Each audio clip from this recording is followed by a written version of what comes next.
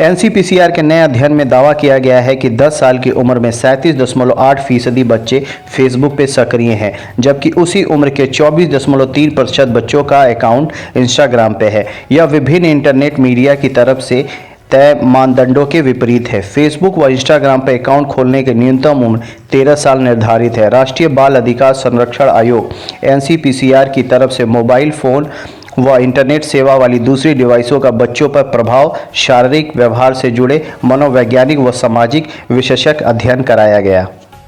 Corona virus को लेकर एक बार फिर नए म्यूटेशन ने वैश्विक स्तर पर वैज्ञानिकों को चिंता में डाल दिया है। पिछले कुछ सप्ताह में अमेरिका के अंदर कोरोना के नए मामले मिल रहे हैं और उन सभी में वायरस का डेल्टा 3 वेरिएंट मिला है, जो डेल्टा की तुलना में न सिर्फ सबसे ज्यादा फैलने की क्षमता रखता है, बल्कि वैक्सीन ले चुके या फिर संक्रमित हो चुके व्यक्तियों को भी फिर से संक्रमण की चपेट में ला सकता है।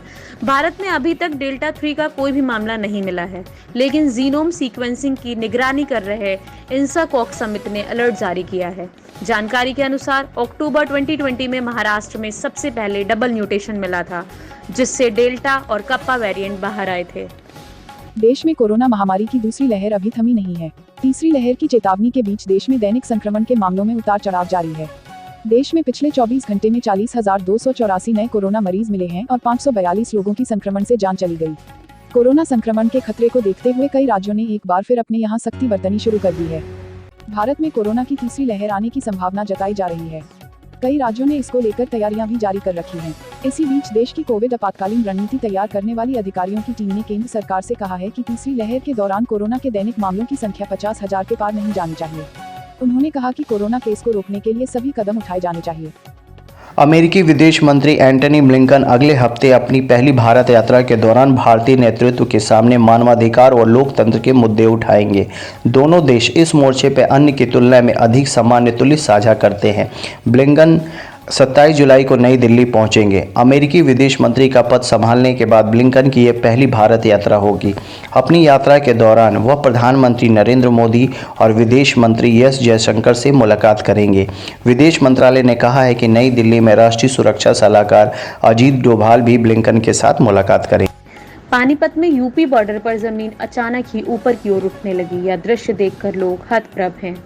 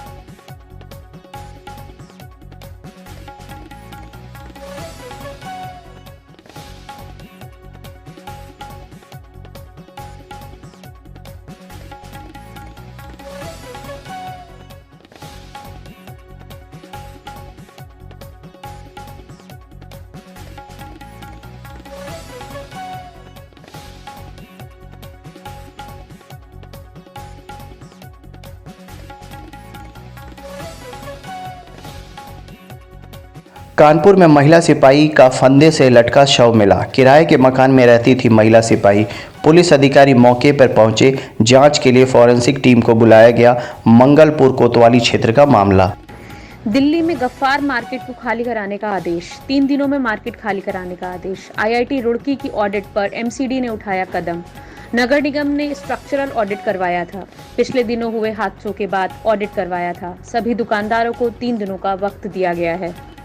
लखनऊ के विकास नगर पुलिस ने 2 शातिर लुटेरे व लूट व चोरी का माल खरीदने वाले एक युवक को गिरफ्तार किया है। बदमाशों की गिरफ्तारी का तरीका अपने आप में बहुत दिलचस्प है। दरअसल तीनों की गिरफ्तारी चोरी की मोबाइल से सेल्फी लेने के बाद हुई। मोबाइल लूटने के बाद जब दोनों स्नैचर उसे बेचने के लिए एक युवक के पास पहुंचे तो कैमरा चेक करने के लिए जब फोटो ली गई थी तो मोबाइल में इंस्टॉल एक ऐप ने उसकी तस्वीरें ईमेल कर दी, जिसके बाद लुटेरे व लूट का माल खरीदने वालों की शिनाख्त हो गई। यूपी के बरेली में रेलवे में नौकरी दिलाने के नाम पर ठगी। ठग ने महिला से 2.60 लाख की ठगी की। महिला को पकड़ा दिया फर्जी नियुक्ति पत्र। ठग जिला अस्पताल में संविदा कर्मचारी है। प्रेमनगर थाने में महिला की नहीं हुई सुनवाई।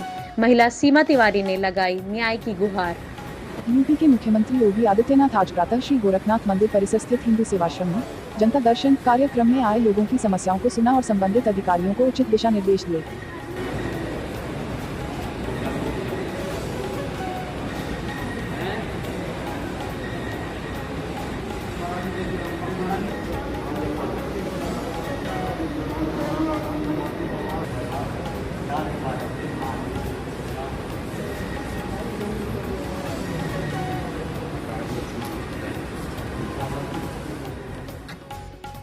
गुजरात में पहली बार कोरोना वायरस के कप्पा वेरिएंट के 6 मामले सामने आए हैं। राज्य के स्वास्थ्य विभाग ने बताया कि 3 मामले जामनगर में, 2 पंचमहल जिले के गोधरा में और 1 मामला मेहसाणा जिले में सामने आया है। विश्व स्वास्थ्य संगठन ने मई में नए म्यूटेंट को कप्पा नाम दिया था।